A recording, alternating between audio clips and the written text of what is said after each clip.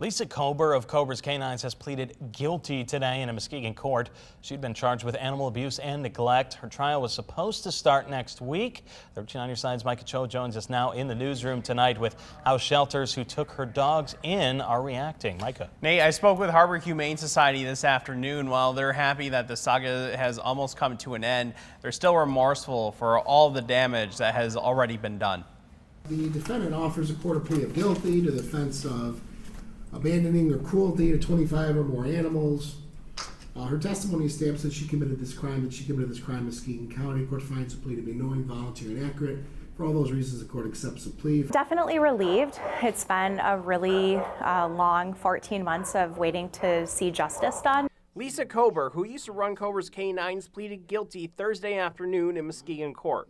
In January of 2023, over 70 dogs were seized from her home after it was reported to law enforcement that they were living in deplorable conditions. Jen Self-Auger, executive director at Harbor Humane Society, says the past 14 months, from seizure of the animals to her Thursday plea deal, have been difficult. The Humane Society took in over 20 of the dogs last year. She says they lost 6 of them to distemper. A pretty traumatic time for our staff here, and to fight so hard for animals as we do every day, but then to lose them, it was a really hard time.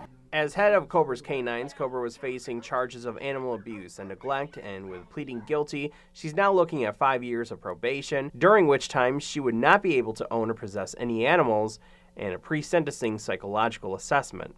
And while it's been a long 14-month journey for shelters and survivors of Cober's Canines, people like Jen are still saddened that this happened in the first place. Animals give us this unconditional love, and they have just this basic blind trust in that humans are going to do right for them. And she is someone that has failed them time and time again.